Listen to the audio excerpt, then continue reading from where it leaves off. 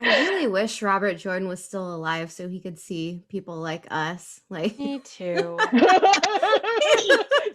can you imagine? It's like if your dad shows up at a strip club where you work. I don't want him seeing this. No.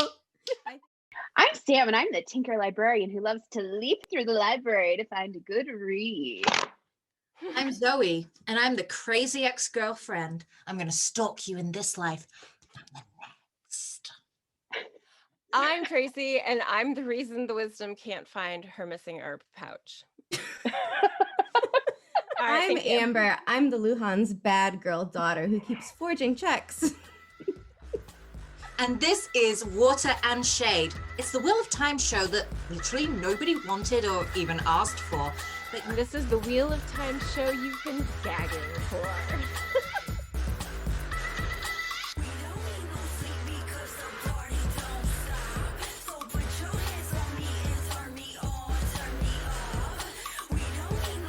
Welcome to the epic collaboration of Water and Shade and the Road to Tar Valon podcast. We're beyond excited to have Tracy and Amber here with us as we put on our reading glasses and our fireproof underpants and talk about the sickest burns and shadiest reads in the Wheel of Time.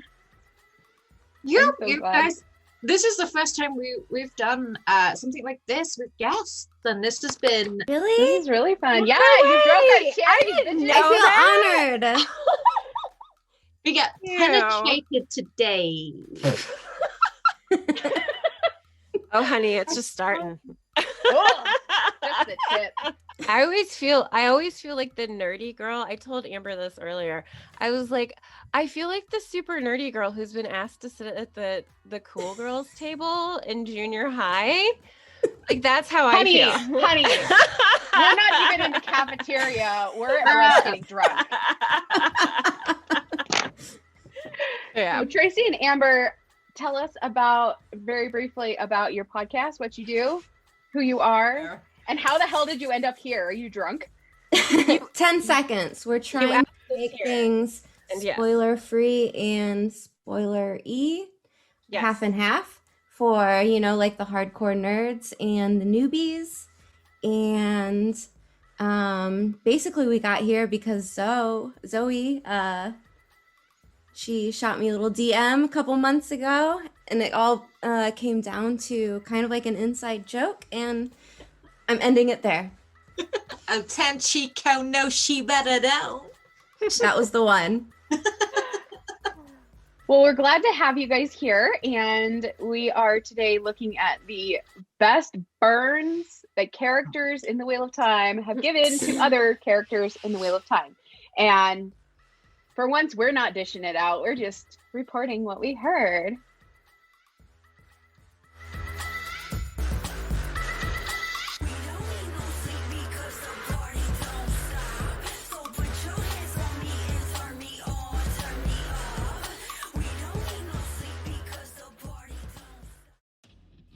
I'd name you Dark Friend as well, but I suspect the Dark One would perhaps be embarrassed to associate with you.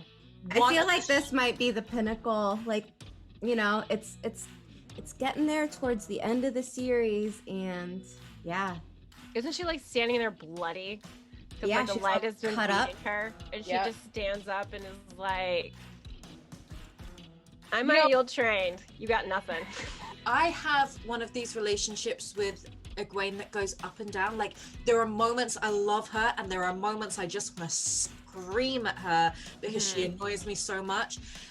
But this moment was one of those. It was probably her pinnacle, and I remember reading it, and I literally put down the book and I went, damn, that was badass. You have to go smoke a cigarette afterwards, like, whew, yeah. And read it again. Read it again. Oh, she just got read to filth. Mm-hmm. It was just, okay, this is my personal favorite. So you kind of have to have where this one came from. So Bran Alvear, the mayor of Emansfield, he's talking to Nynaeve, who at the time is the wisdom of Emansfield. And Nynaeve is saying, Moraine and Lan, are bad people, you need to kick them out the inn, you need to kick them out the village. And Bran is like, well, no, you know, kindly wisdom, please don't tell me who can stay in my inn, because these guys are actually really great, and neither of them has called me a fool in front of the council, and to have a full set of wits between them. And Nynaeve literally goes, well, it seems my estimate was too far by half. And you just go, oh. Ladies and gentlemen, is what you call a clap back. Yes. What's great about this one is it's setting up so much about the people that you're just finding out about. Like, you're getting to know who Egwene is by her family. You're getting Nynaeve, like her job and her whole why she is like she is. I'd like to come at this from another angle. I feel like Nynaeve at this point, I feel like she's very heavily gaslit by the entire village, male for sure. village of Emansfield. They're just like, oh, you're too young for this job. Oh, you're too immature for this job. And none of them literally sit there and think, oh, do you know what? No one else is actually trained for this job. Plus, she's fucking awesome at it. So maybe instead of constantly trying to provoke her to get a reaction, maybe we should just shut the fuck up and actually try and help her out. Because you see the women of the village constantly having to defend her and telling their husbands, like, if you don't shut up, you can stay out of my house and you can cook your own dinner and you can clean your own sheets. And you just think, that's not unprovoked. Like, shit's going down here for a long period of time and they're getting sick of it. Plus, you know, foresight, she was actually right. Moraine and Lan did take the boys and Egwene in the fucking middle of the night. The vindication. In other words, Nynaeve was right. Shut the fuck up. So one of my favorites is when Egwene and Perrin are in the Tinker camp, and Egwene kind of goes off. She's getting her belly dance on, and she's like, oh, I'm a woman. I'm feeling my oats. And then she comes back and Perrin's like, what are you doing? And she's like, I was just talking to Isla. She's teaching me about how to be a woman. He's like, advice? No one tells us how to be men. We just are. And she's like, that's probably why you make such a bad job of it. Oh, that one. That made me so happy. Oh. Girls. Do you know what? I love her relationship with Isla too. Like, that they just barely met and she's like, you are my mentor. She does that with everybody at the beginning though. She's like, you are a strong, beautiful older woman and now you're my mentor. I'm gonna be under your wing. She does she kind of hops around from culture to culture and she's like, teach me, I am a sponge. I want to know everything. That is exactly what I was thinking, is that like she is a sponge for knowledge and it's one of the strongest things about her character. And I feel like it's almost done in a way that feels underrated, underappreciated. But like, especially towards the end when she becomes the Emerald and you're watching her like stalk through battles and figuring shit out, you're just like, how this? Because she did her research. She knows her shit. She is of all Ajas. You can find something in Egwene that is everything. She's a character I deeply appreciate. It took me a while to like get to like her, but especially as like Egwene moves towards the end of the story, you're just like, God damn. I mean, she's got shit-tasted men, but she's great. But you're 100% right on that. Who doesn't stick their dick in crazy once in a while? I mean, yeah, we've all been, you know, attracted by the size of the sword and watch it overlook the size of the brain. This one is during Lord of Chaos. A lot of shit's going down. And Matt has this really great moment.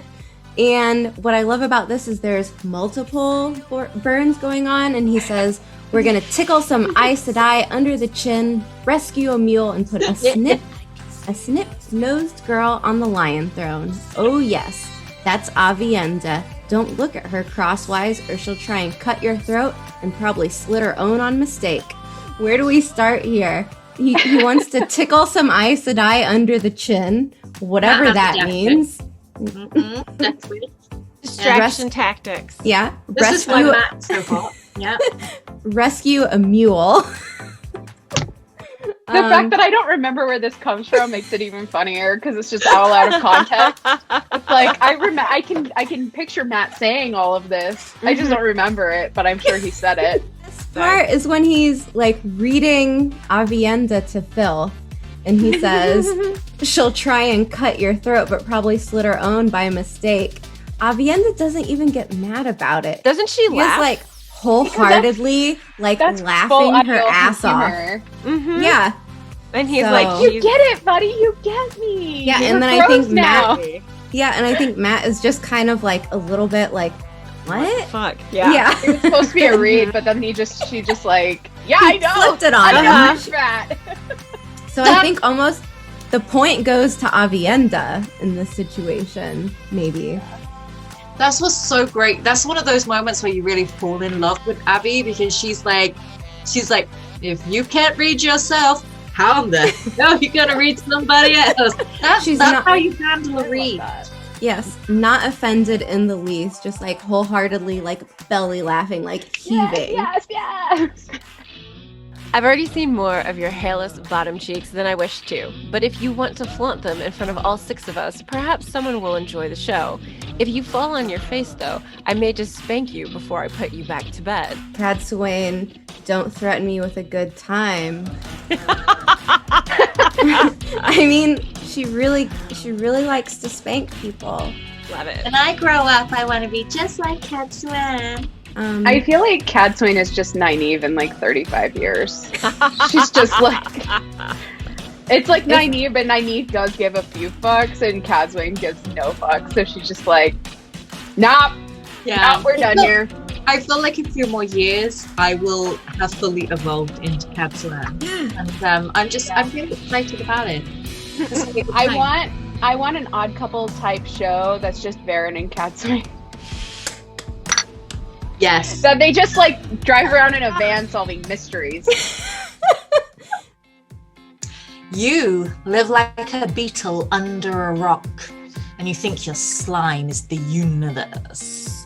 This one is just on so many layers. Not only am I saying you're a slug covered in slime, but also that you're just like really untraveled and uncultured, and you just think that like your little village in the 2 rivers, everything. And it's nothing, it's garbage. Mm-hmm. I like what you picked up on this one though, because it's like what I think about is the magnitude of the universe, and then it gets like, how can you say so much with so few words? It blows my mind. I just kind of love it. Shade comes from reading. Yeah, I don't even have to read this because I know it by heart. So, what's happening here? It's new spring. A lot of stuff's going on. And Elida shows up, and she's on like a big horse, and and this is where Moraine like cements her status as the fashion police. So the book reads, Elida looking down from her fine ankled bay mare. Her brocaded dress was not a muted red or a faint red, but a bright hue, as though she were screaming her Aja to the world. Her cloak lined with black fur was exactly the same shade. A color fit for a tinker's wagon. That's some shade. That's like every But tinkers time. don't even want to be associated with you. Fuck no. I say that as a tinker and a librarian. I just love that moment. Like, and I love what happens later when Moraine and Swan go to the seamstress, and Moraine, being like high nobility, knows exactly what to do with like the best seamstress in town and how to behave. And Swan's like, how much does that cost? What's the cheapest thing you have? And Moraine's like, what the fuck? What the fuck? What the fuck? No, that's You not are a grown-ass woman, madam. Yeah, she like she grabs her sleeve and pulls her aside and is like, by the way, no. And she knows better than like ordering a dress in some bright, tacky ass fabric. Like, right. Moraine doesn't want anything to do with that. She knows better. And then she sees Elida trying to be all, literally on her high horse. And Moraine is like, bitch, you're tacky. don't know where. I know that this is in the Gathering Storm, but I don't know who said it or where it is. But it's my favorite quote ever, and it is, "I doubt you can understand the magnitude of the stupidity in your statement." Which I'm just going to use from now on as punctuation. If I don't say that at least every day, then the day didn't count. Exactly. So this read was said by Perrin, and he said to Aram, "I bet you get to run away a lot." Not only did he just throw shade at Aram, he threw shade at everyone who follows the way of belief. Every tinker. He's literally saying, grow a pair. Mm-hmm. Yeah? Well, because they were just talking about that, and he's like, well, when we're in trouble, like when we don't get in fights, we just run away. He's like, I bet you run away a lot. Like, does this have to it's shady, often? Because Aram just pisses people off all the time. Or Aram, as we called him. Aram. It's interesting where that taunt then later leads Aram, though, too. Because you kind of have to wonder if that doesn't plant a little seed in Aram's head about what it means to be running away and then to see people die. You have to wonder if that sat with him, like, after... And I mean, fucking parents, Tar Valon. Like, can you imagine just that simple statement being said to you and then all of a sudden the pull of Tar Valon and Aram becomes your fucking shadow? But, spoiler, are we literally sitting here saying that Perrin's read is responsible for Aram's death? Because if so, then that was one hell of a read. Slay, Ashaman, slay. So Matt's making fun of Loyal because Aerith gave him a flower, and Perrin's like, no one ever said Matt's handsome. He's just jealous. And Matt's like, Nasa Ellen thinks I'm handsome. She told me more than once. And Loyal's like, so is she pretty? And Perrin's like, she's got a face like a goat. Because I love, like, Loyal's innocence, where he's just like, oh, is she pretty? Like, that's like legitimate. Yeah, he Loyal legitimately wants grandma. to know. She's not attractive. If you were literally reading any other character saying that, it would be a total like, yeah, but is she pretty? But Loyal doesn't mean it that way. No. Yeah, like, oh, I'm so glad you found love, Matthew. Or Matthew. Matthew. Mateo. Mateo. I can't separate reality from fiction anymore. No, but I remember this part as well. And it's, are you still souring milk for a hobby, Phelan? I don't know I feel like this must be like maybe a Swan statement. It might be Egwene as well, because I'm pretty sure it happens in Salidar.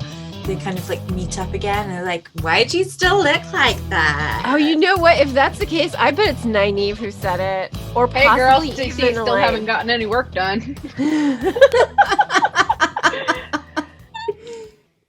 This has been this is so fun. We've absolutely enjoyed being here as well. Thank you so much for having us here. It's been delightful. We need to shout out David somewhere as well, because he just signed up on Patreon.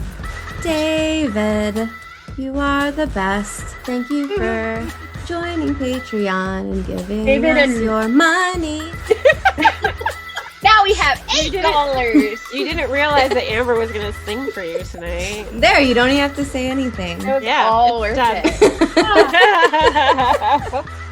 I think we thank David. Thank you. Okay. Thank you, David. We'll keep putting out if you keep paying for it. That's not my joke. If you've enjoyed this video, earn your G by liking and subscribing to our channel. Check out the links below and find us on your favorite social media, and you can enjoy bonus content on our Patreon. Until next time, may you always find water and... How drunk are you? I'm absolutely fine.